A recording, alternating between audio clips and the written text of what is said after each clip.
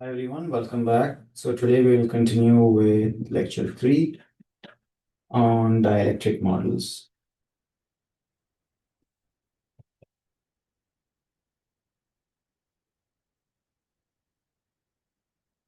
Okay, so the first thing we'll do is we'll revisit what we did earlier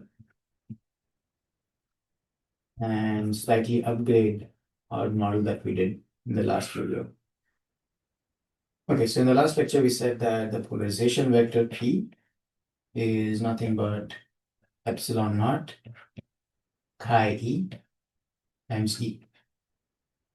Right, but this is not really an accurate picture, and we briefly talked about it last time because this assumes that the polarization and the electric field are in phase all the time, right? And that's not necessarily true because these electrons have inertia and they can take some, there may be some delay in their response, right? So it's not really an accurate model to say that P and E are directly proportional like this. So a better approach,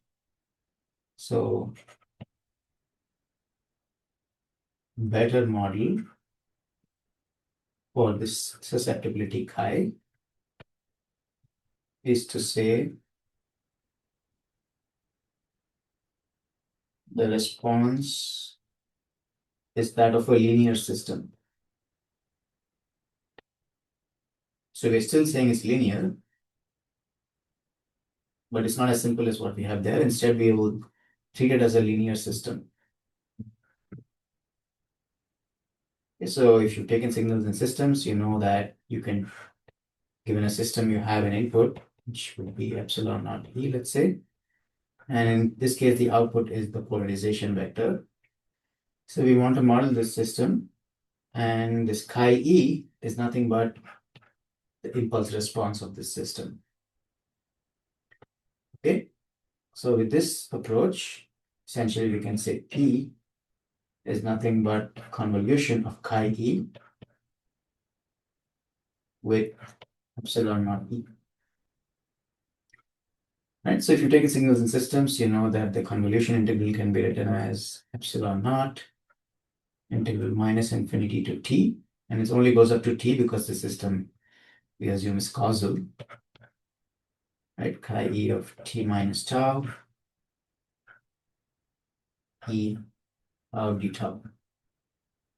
And so this is nothing but p of t. Okay, so we model chi now as an impulse response of this system, which means that we know from properties of Fourier transforms, if we take Fourier transform on both sides, convolution becomes just a multiplication. So then we get omega times E of omega. Right? So this relationship that we did earlier, where P is nothing but epsilon naught chi E, it's still true in some sense because it's true in the frequency domain. Right? So you can see here in frequency domain, it's a direct product, and that's nice. Right? But of course, chi is not just a constant now, it's a function of frequency. Okay? And similarly, magnetization can be modeled as mu naught Im omega h of omega, right? So of course, from this you can derive epsilon and d field and all that, but this is kind of a more accurate model. So another question is, what is this? How does this actually look, right? So we'll only treat the chi e case, and that's what we'll do next. So how do you actually model the frequency response of this chi e? So for that you actually need a physical model, how these atoms behave. And that model is called the Lorentz model. In the simplest form, I would say. One of the models that models this is called the Lorentz model. It's a very simple classical model, but actually quite accurate for many materials. Right? So let's do that next. So what's the big idea, right? So earlier, if you remember, we said that we can model an atom as some kind of positive charge and some kind of negative charge. It's positive charge and a negative electron cloud. And then when the electric field is applied, this gets kind of stretched out. And you have your positive charge here, negative charge here. And this gives you the dipole moment per unit volume, right? So you can treat the force, this Coulomb force between the positive and negative charge, as a damped spring mass system. And that's the big idea. Right? So I have my negative charge here, and then there's spring mass connected to this positive charge, and it is also damped. There's a damping force like this. It's connected like that. Okay. So when an electric field is applied, the spring can go, this can oscillate back and forth, and we treat the displacement from equilibrium as L. Okay, the spring constant we will call as S, and then the damping factor we'll say is, or damping constant is D naught. Okay. And there's a force here, F, which is Q times the electric field. So you have, that's the forcing function. So it's driven simple harmonic oscillator with also damping involved. Okay, so that's the simple model that we're going to start with. Okay, so we already know how this model behaves. Hopefully you've seen this before in a mechanics class. You just apply F equal to ma plus some additional force terms. So F equal to ma is this term, right? Mass times the acceleration plus the damping force is proportional to the velocity. So the derivative with respect to time. And of course, the spring constant is proportional to just the displacement, the spring force, the restoring force. And this we say is nothing but Q. So that's the differential equation. Okay. So in a solid, this mass has to be the effective mass stuff. Okay, I'm not going to get into that, but just keep that in mind. Okay, so how do you solve this? We assume that E is time harmonic. E and L are both time harmonic. So can write them as phasors, E tilde. So this is also vector minus I omega t. That's the convention we're using here, minus I convention. And L vector can also be written as phasor. So hopefully you've seen phasors before. If not, this will be a little bit confusing, but if you've seen it, then it's good. Okay, so then we drop the real parts and we only treat the complex values. So you substitute this into the equation above, and you can pull out a bunch of omega terms because of the derivatives, I omega terms from the derivatives. And then you can equate L with E. That turns out to be L tilde is Q over M times E. So we've just divided on both sides with M. Should be L tilde here. Divided by omega naught square minus omega square minus I gamma omega. Okay, we'll box it later. Okay, so here omega naught square is S over M. Okay, that's the resonant frequency. So this is the resonant frequency. Then you have gamma, which is D0 over M. We will call this the damping factor.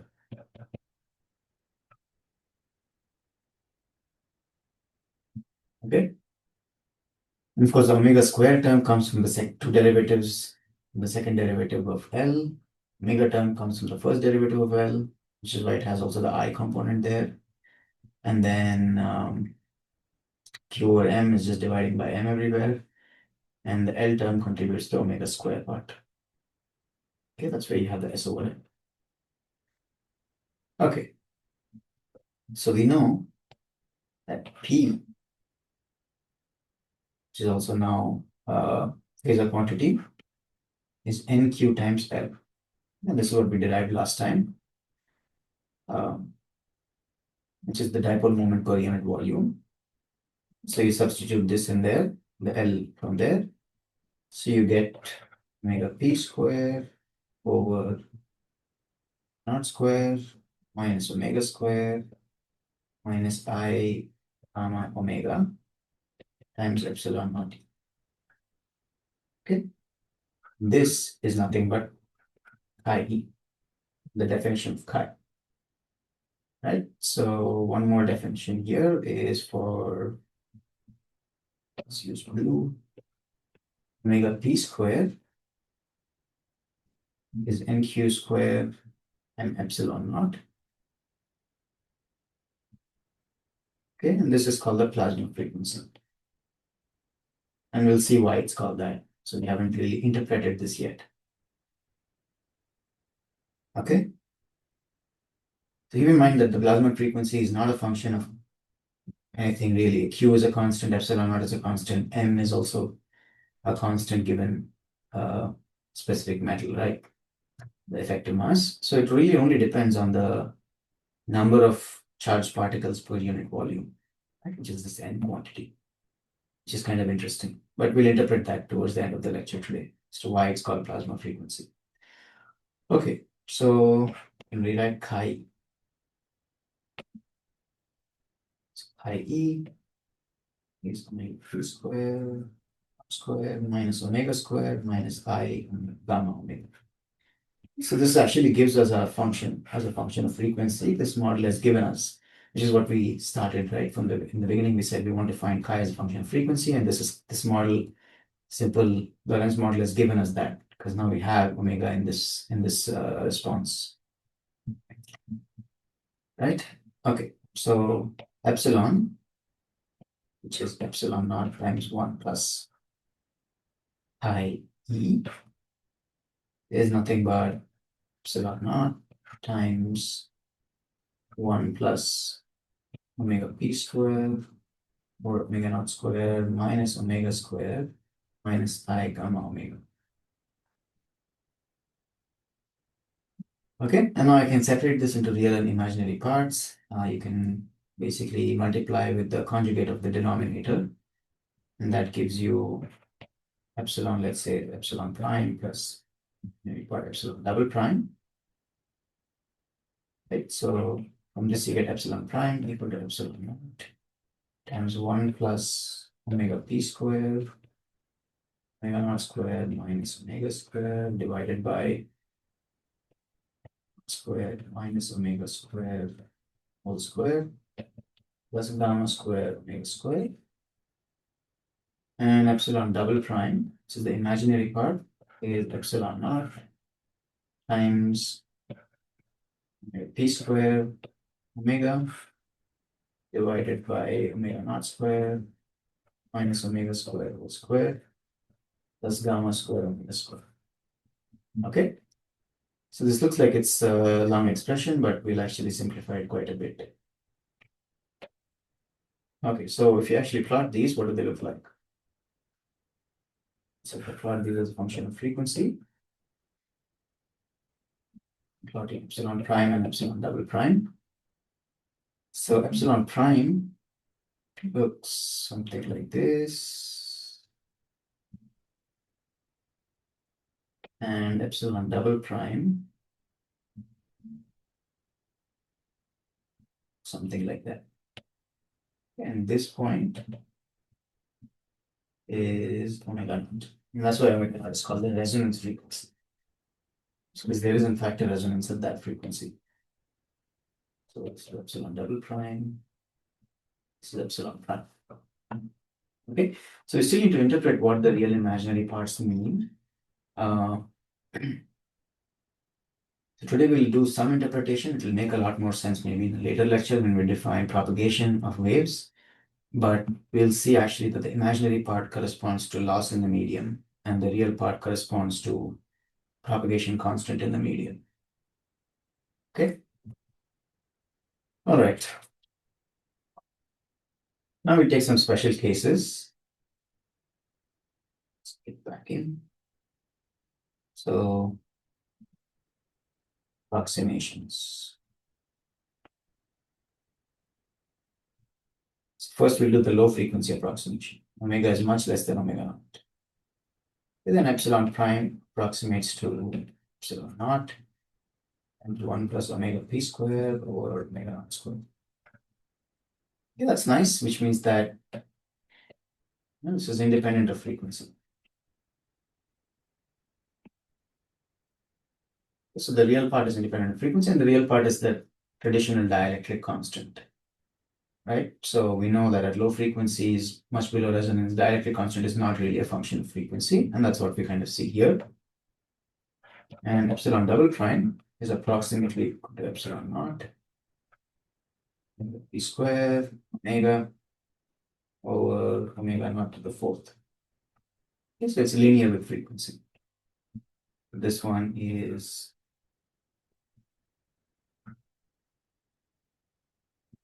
linear with respect to frequency. Okay, and we can make one definition here, something called the loss tangent. So if you buy a dielectric medium, let's say buy a substrate, PCB substrate, usually they'll provide a quantity called the loss tangent and the dielectric constant.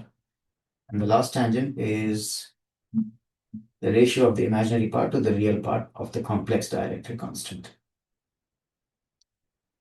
Okay, so they usually provide this, and they also provide this epsilon prime.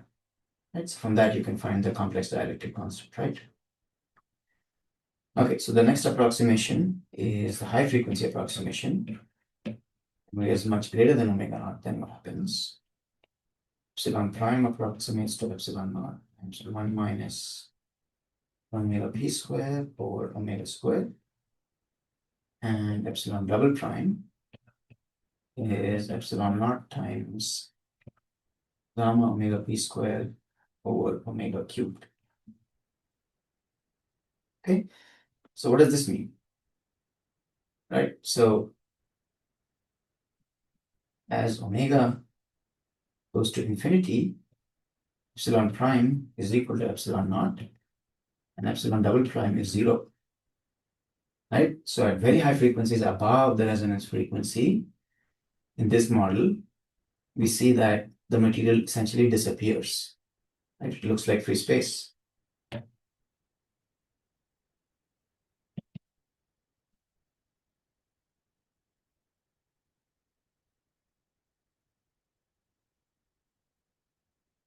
That's why at very high frequencies, so let's say ultraviolet frequencies or beyond ultraviolet, let's say you're in X-rays, right? And ultra and gamma rays, the waves basically just penetrate the medium. And that we know that X-rays penetrate objects. Right? And this is the reason they penetrate objects, is because at very high frequencies, the object kind of disappears.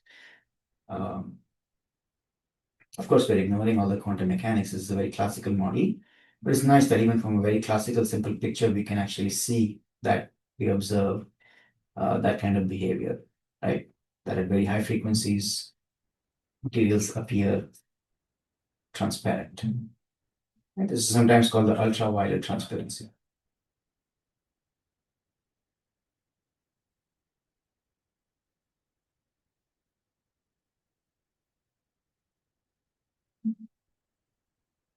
Okay. So next, let's develop another model, and we'll revisit these expressions again once we have a better context of what this epsilon double prime really means. Right, so for that, we need to look at conducting media. So we looked at dielectrics. Let's actually look at conducting media and give some physical meaning to epsilon double prime. And sometimes this is called the Drude model, Drude model. Drude is the correct pronunciation. It's a German name. So anyways, so we'll start with what we know, which is the definition of J. Right, so let's say I have some conductor and it's conducting some current, J, conduction current. Right, so we know that the conduction current can be given by NQ dL over dt. And so why is this? So we said that the conduction current is nothing but, so maybe I can do it on the side here. So usually speaking, I mean, J is the total current flowing through this conductor divided by the area, right? Times n hat. That is nothing but the total charge divided by the time times 1 over A times n hat. And dq is, I can multiply and divide, let's say, by dl, small length element, right? So that gives me dq over A times d times the velocity, right, which is dl over dt times n hat divided by dl. And dq is the total amount of charge flowing through that in that small period of time, right? And that's nothing but the volume of charge, charge per unit, the charge per unit, sorry, the number of charges in that volume times the unit charge q, right? So this, and A times dl is that volume that we're talking about.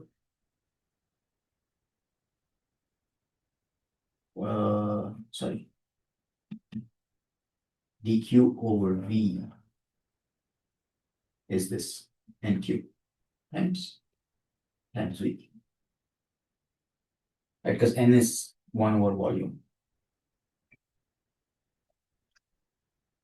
And that's what we have there, right? nq dl over dt. Okay.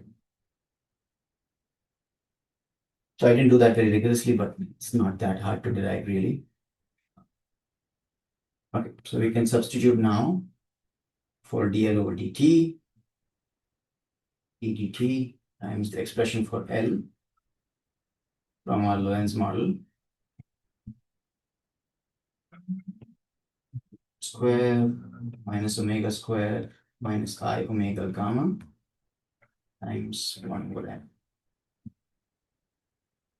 Just going to erase this.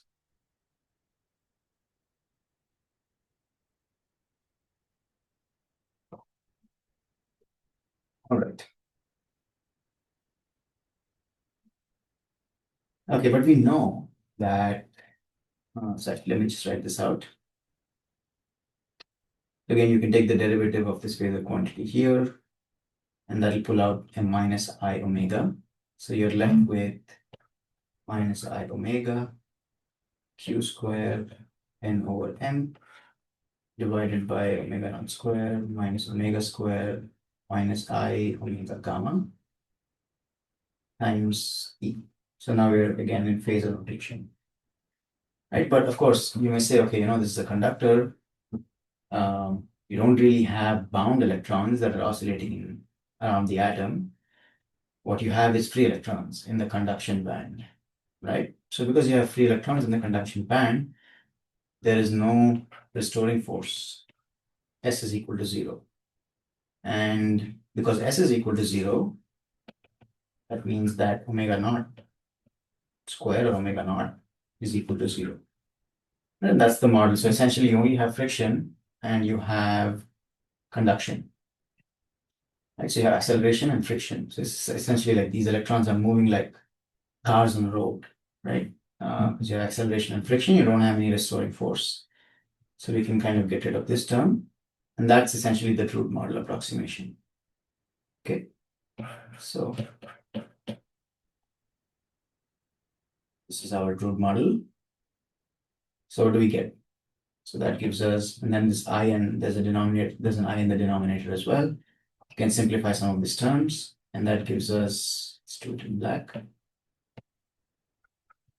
nq square over m gamma minus I omega times this E. Okay. Now at low frequencies, omega is much less than gamma. J is nothing but nq square, it's approximately, over m gamma E. And I can call this quantity as sigma, right? Which means that J is sigma E. So I'll just drop the tildes for simplicity. We know that this is in phasor notation, sigma E. And the sigma is called the conductivity of the medium.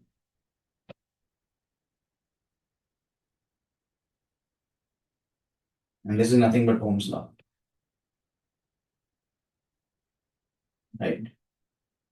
And to see why it's Ohm's law, you can integrate on both sides. So I can rewrite this as E equal to rho J, where rho is nothing but 1 over sigma, and rho is the resistivity. Okay, and then I can integrate on both sides with integral E dot dl, with a line integral J. So integrate dot dl, integral of this dot dl. This is a vector quantity. And so on the left-hand side, this gives me voltage. And on the right-hand side, this gives me rho times integral of I over A n hat or dl n hat. Right, so these go away. So that gives me rho I over A times integral dl, which is nothing but the length element L. And we know rho L over A for a distance L is, so let's say I have some metal, you can model it as a resistor. This length here is the length L, and rho L over A is called the resistance. So you have IR. That's your Ohm's law. And we integrated the electric field along the resistor, which is the voltage across the resistor. And so you can also derive Ohm's law basically from the Drude model, or the Lorentz model. All right.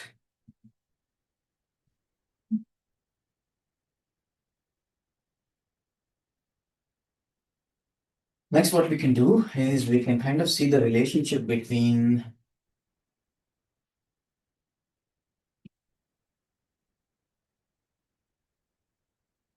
sigma and epsilon. So both, in fact, are complex quantities. So at low frequency, sigma is real, but if we treat this as sigma, right, then it's also a complex quantity, right? So we need to kind of find the relationship between them. Okay, so we can derive that. Go back to our derivation of our definition of epsilon minus omega p square over omega square plus I gamma omega. Right, so this is the Lorentz model with omega not gone to 0. So we are taking the direct expression for epsilon and we're substituting the fact that there is no restoring force, so omega naught is 0.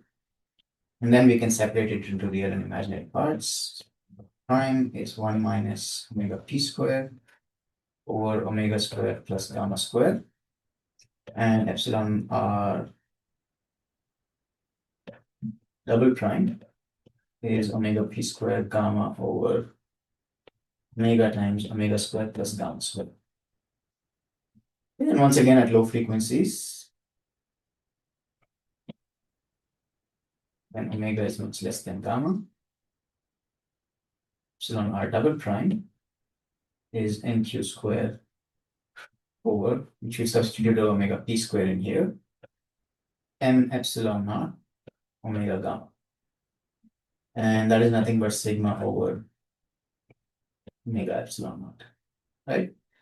So we essentially see that the imaginary part of epsilon is nothing but the conductivity. And that's why it's associated with resistivity or loss in the medium. Okay, and of course epsilon double prime, which is epsilon r double prime, is nothing but sigma over gamma. It's actually a very fundamental relationship between epsilon double prime and the conductivity. Okay, so that's sort of a low frequency approximation and relationship between sigma and epsilon. We can also look at epsilon at high frequencies again.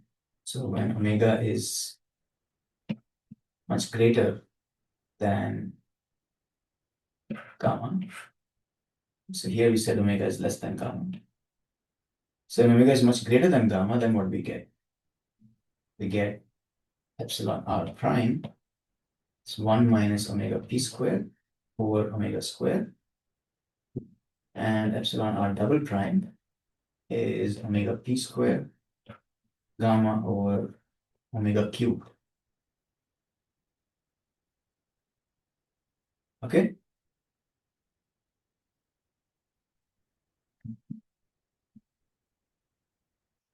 We can plot these and then interpret them.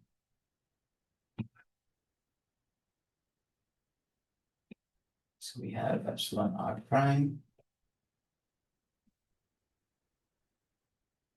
and epsilon r double prime.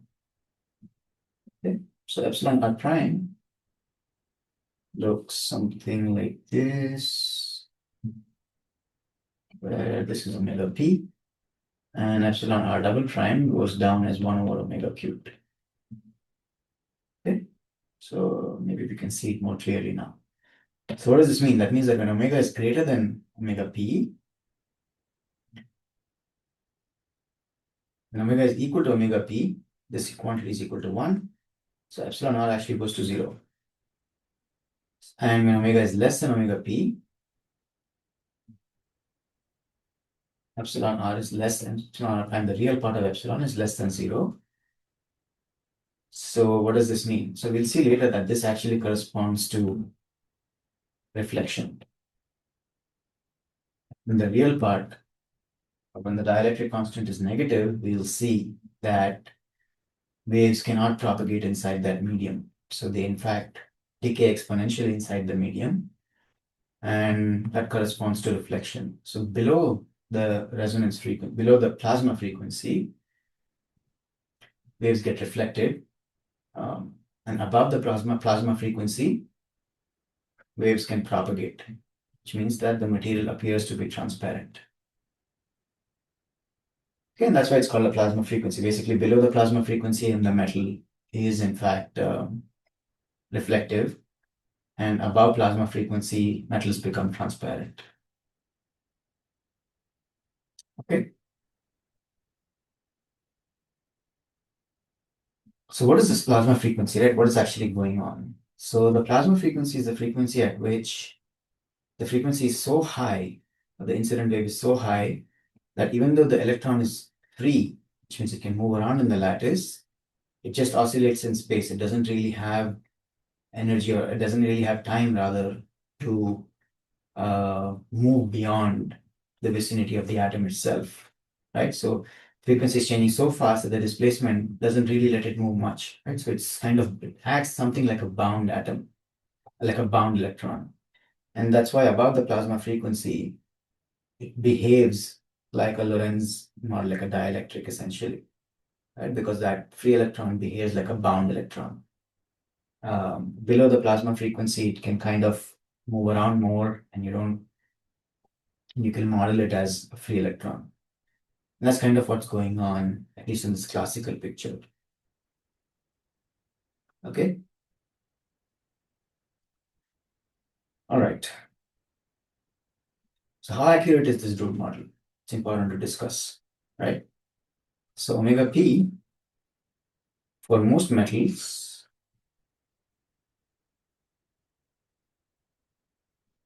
is approximately in the range of 10 to the 15 to 10 to the 16 hertz.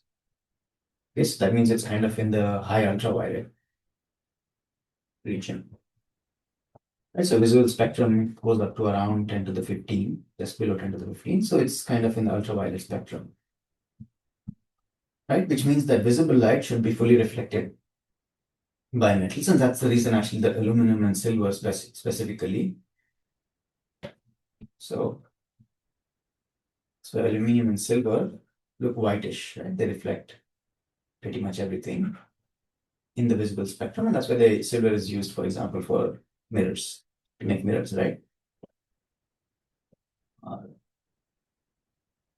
Reflective. Now, obviously, if it's not smooth, they reflect in random directions and you don't get a perfect image, but it still appears whitish. What about other metals? Copper is a good conductor, gold. So this is kind of where the Drude model kind of fails, right? Because the Drude model assumes that you only have conduction electrons and makes many approximations, but the main approximation is that you have these conduction electrons, you don't really have any bound electrons. And that's not necessarily true, right? In any metal, you still have these bound electrons in the valence band. And those electrons can also have transitions or resonances. And that's exactly what happens. So copper and gold, they have resonances around the blue-green region of the spectrum.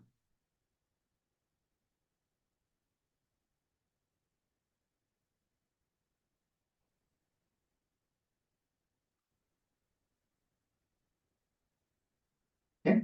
And that's why they kind of absorb the blue and green colors, and you get reflection in the yellow and reddish part of the spectrum. Okay. Implies only yellow, red are reflected. And that's why gold and copper look kind of reddish and yellowish, right? The gold color.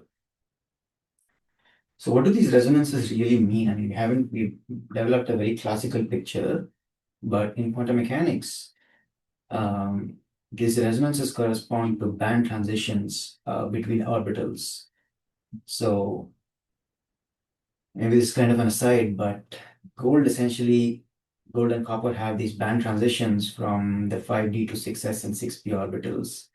And these band transitions essentially absorb the blue-green region and reflect the other colors, and that's why they appear sort of yellowish red. It's interesting, but we're not going to get into that. So, okay, so that's about the Drude model. So we've seen the Lorentz model, we've seen the Drude model, and we've seen kind of how they are related, how they give a good picture of the dielectric constant, conductivity, and susceptibility as a function of frequency. Of course, in reality, materials have very complicated atomic structures, like these orbitals and so on and so forth. So you can have many, many resonances. You don't have a single resonance. And that's essentially what happens. So oxygen, for example, has many resonances. Water also has many resonances at different bands. So water, in fact, water has a resonance at approximately 20 gigahertz or so. And that's the reason your microwave oven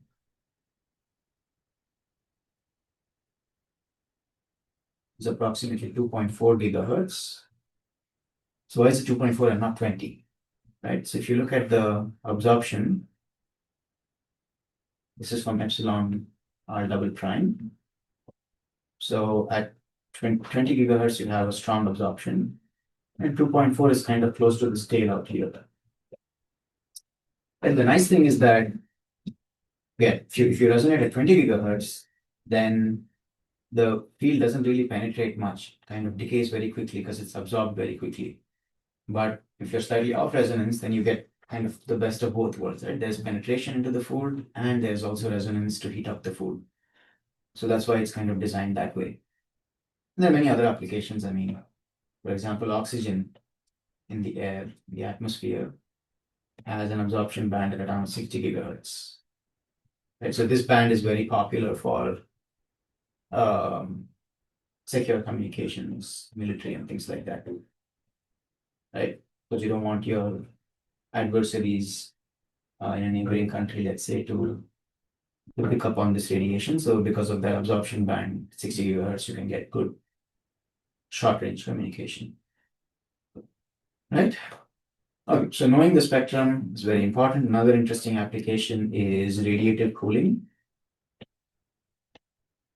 This is sort of more recent research, but it's an interesting idea. So the idea is that if you want to cool an object, you can design its radiation spectrum, as a black body spectrum, such that it radiates in bands that are not absorbed, or in the transparent bands of the atmosphere. So the atmosphere has many resonances, let's say, right?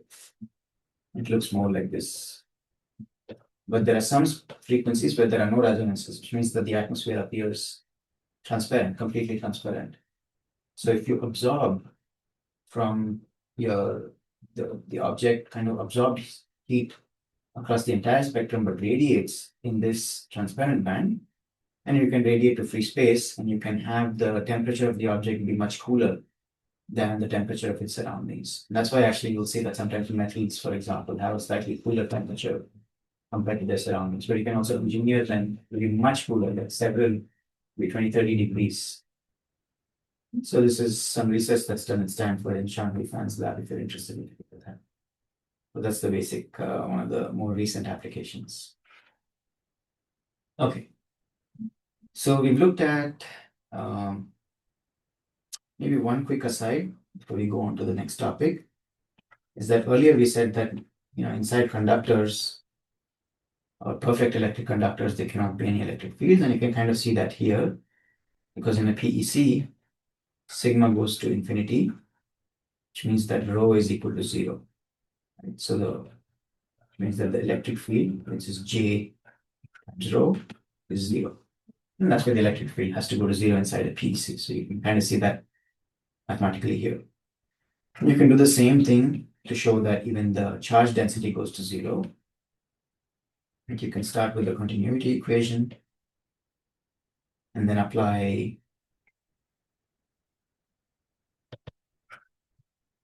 this expression, sigma E, and that is nothing but sigma times the divergence of E, which we know is rho over epsilon, right? Which means that we now have a differential equation for rho, rho over dt plus sigma rho over epsilon equal to 0. We know that the solution to this is an exponential function to the minus sigma or epsilon t, right? Which means that the net charge also has to be 0 inside. Charges also cannot lie. You can't have a net charge inside, because when sigma goes to infinity, this term goes to 0. So charges decay exponentially inside a metal, basically. Okay. So we're kind of coming to an end. So the last topic is, if you go back to what this epsilon looks like. So we see that, the real and imaginary parts of epsilon are not exactly completely independent. Right? They seem like they have some relationship. So where epsilon double prime goes to a maximum, epsilon prime crosses 0. Right? So it seems like there's some relationship between them. That is in fact true, that the real and imaginary part of chi or epsilon, or in fact sigma, are related, and they are related by what are known as the Kramers-Kronig relations.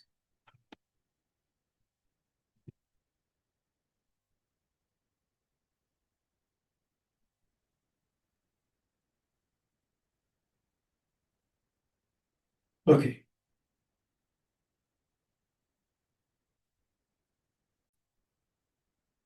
The derivation of the Kramers-Kronig relations uses some slightly advanced mathematics in the area of complex analysis, which I'm not going to develop here. I'll make another video, a supplementary video, where we'll actually derive Kramers-Kronig. We'll derive the Cauchy residue theorem, and from that we can apply that directly and get the Kramers-Kronig relations. But today what we'll do is we'll assume, okay, complex analysis, what Cauchy residue theorem is, and then from that derive the Kramers-Kronig relations. Okay, so there are a few assumptions. So we need to assume causality, stability, and linearity. So causality we've seen before, which means that it's reasonable to expect it to be causal, but the response cannot come before the input. Stability, which means that if you have an input, you can't have the response go to infinity. It has to eventually decay to 0, which comes from that dissipation, but definitely cannot grow. get amplified, which is another reasonable expectation from a given medium. And linearity is probably the one that's not really accurate, but most materials at low field intensities are in fact linear. So it's also reasonable. So when you do have these three conditions, you can prove, which I'm not going to do here, which is that chi e as a function of omega is what is called analytic in the upper half complex omega plane. This is a theorem that if these three conditions are satisfied, not being very rigorous here, but that's okay. Then chi e, or any function that satisfies causality, stability, and linearity, is in fact analytic in the upper half space. So what do you mean by analytic? Again, I'm going to assume you know what that is, but just briefly, analytic means that you can take derivatives of that function in that space. Okay? All right, so we essentially treat omega here as a complex variable. So complex frequency, don't ask me what really that means. Let's just treat it as a mathematical quantity right now. Right, so in this complex plane, so this is the real part, let's say, of some omega prime, and imaginary part of omega prime. Okay, then in the upper half space, this quantity chi e is in fact analytic. Okay, so there is a theorem called Cauchy's theorem, which says that, or Cauchy's integral theorem, it says that any closed contour of an analytic function has a contour integral that goes to 0. Okay, so if I take closed contour chi e, that is equal to 0. All right, that's well and good. But for our development, what we want to do is we want to use something more fundamental or more advanced, which is called the Cauchy residue theorem, which says that if I have a pole at some point, so pole is a point where the function, very loosely speaking, the function is not analytic, or the function can go to infinity. Right? So this is the beauty of complex analysis, is that you can actually deal with infinities and they help you in computing things. So if I have a pole at some location, you can show that a closed contour integral around this pole is equal to what is called the residue at that pole. Okay, and again, we'll derive this in the complex analysis supplementary video, but there is something called the residue at that pole, and that residue value gives the value of that contour integral. Okay, so these are the two properties that we'll use. So what kind of contour are we looking at? So we want to consider this function. We want to take chi e omega prime divided by omega prime minus omega. So of course, chi e we know is analytic in the upper half space, but we've introduced a singularity with omega prime minus omega. Okay, so this is the omega prime plane, which means that at omega prime is equal to omega, there's a singularity. So there's a pole there. So the contour we'll choose is a contour that looks like this.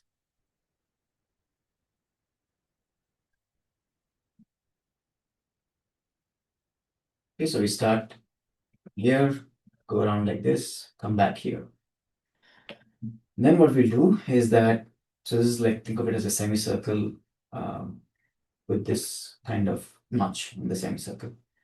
Okay, and then we'll send the semicircle off to infinity, the radius. And there's another lemma in complex analysis which says that if you have an analytic function, at infinity, that contour goes to 0. Okay, so which means that this has no contribution to this contour integral. Right, so if I do a contour integral, closed contour, right, first of all, this integral is in the upper half space. It doesn't encircle this pole. Right, so when I integrate this, I should get 0. Right, and this entire contour, this semicircle contribution is 0. Right, so you only have this contribution. You have a contribution from this line and this semicircle. Right, so which means that I have only this contour, i.e. omega prime minus omega, d omega prime is equal to 0. So this contour includes two parts, right? It includes the straight line section. Let's use a different color. It includes this section, and it includes this section, right? And since the two of them are 0, the straight line component is equal to the negative of, right? So maybe I'll say, this is, let's say this integral is I1, this is I2, this is I3, right? So we know that I1 plus I2 plus I3 equal to 0, which means that I1 plus I3 is equal to minus I2, right? Okay. So this I1 plus I3 is called the principal integral. There's a small dash, right? Minus infinity to infinity, i.e. of omega prime minus omega d omega prime. Okay? And I2 integral is 1/2 of the full circle integral, right? So if I took a full circle and half that circle is the top part, right? And then 1/2 of the full circle, and we know that the full circle complex analysis is nothing but the value of the residue, right? So that essentially gives us the final result, which is minus infinity to infinity, i.e. of omega prime minus omega, the omega prime is I pi times I e at omega. This is nothing but half of the residue divided by 2. So why is that the residue? That's something that we have to derive in the complex analysis video. But essentially now this is very nice, right? Because on the left-hand side, you don't have any I. The right-hand side, you have an I, but you have both chi-e on the left and right-hand side. So that essentially, if you equate the real and imaginary parts of the left and right-hand side, you essentially equate the real and imaginary parts of chi-e, right? So you can do that. The real part is 1 over pi, principal integral. So principal integral is essentially the integral over that line minus that point. Right? So you send this radius to 0, and so this gets closer and closer, closer and closer, and you kind of remove that single point. Numerically, you can do that and show that that integral does converge, even though you have a singularity there. But you can also calculate analytically sometimes if you know what this value of chi-e is.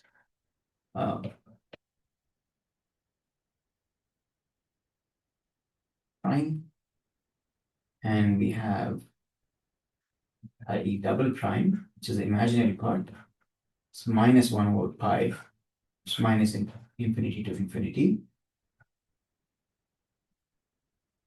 Omega over omega prime minus omega d omega prime.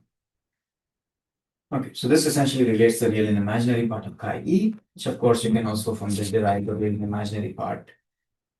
You can equate the real and imaginary part of epsilon, which is the dielectric constant, right? So this is really cool. So what is it saying? So this is saying that, and this is not only a thing with epsilon, any linear system that is causal and bivostable, stable, has this kind of a relationship, right? And we know that epsilon prime is related to propagation phase. We'll see this later. Epsilon prime, double prime is loss or absorption. So what is this saying? This is saying by measuring the absorption spectrum over the entire bandwidth or a very broad bandwidth, from that you can reconstruct the propagation of phase spectrum. So this is actually a form of phase retrieval in that sense.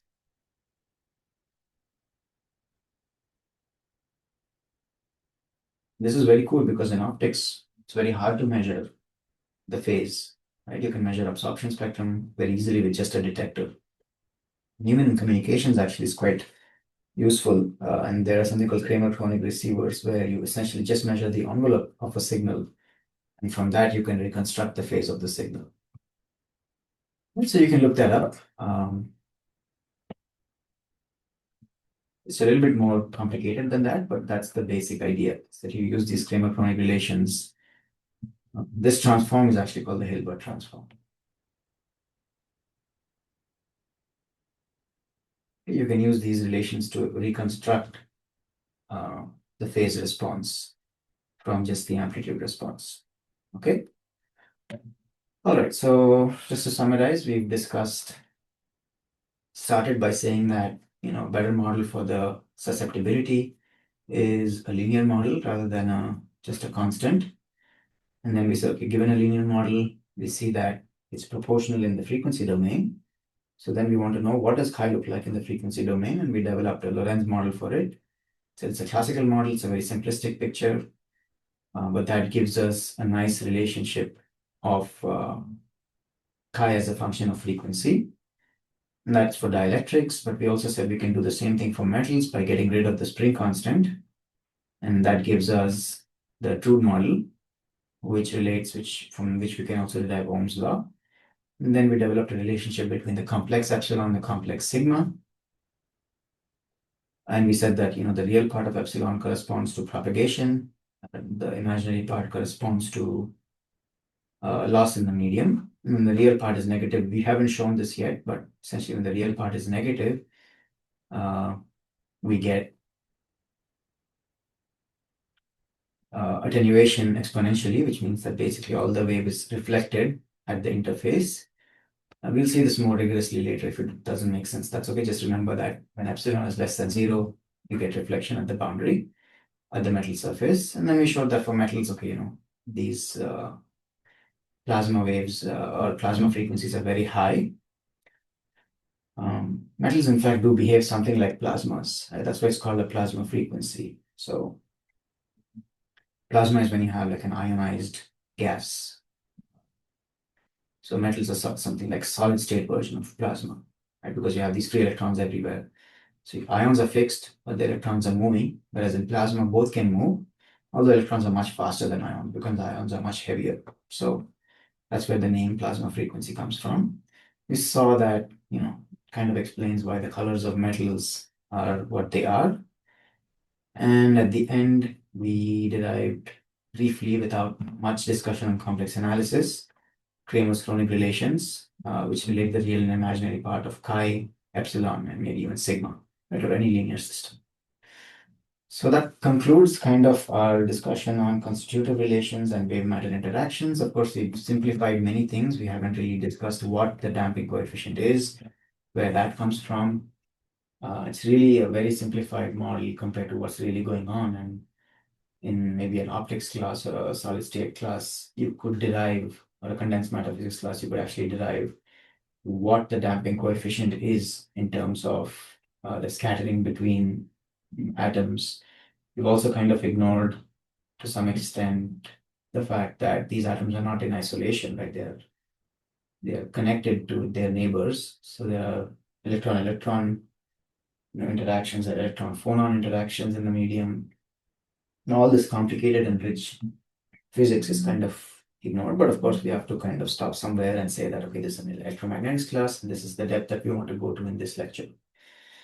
So we'll move on next to more propagation and field theory and develop a lot of electromagnetic theorems, which will be very useful. So we'll develop many tools which will be useful to solve Maxwell's equations in different scenarios. So that's what we'll do next. So thank you, and I'll see you in the next video.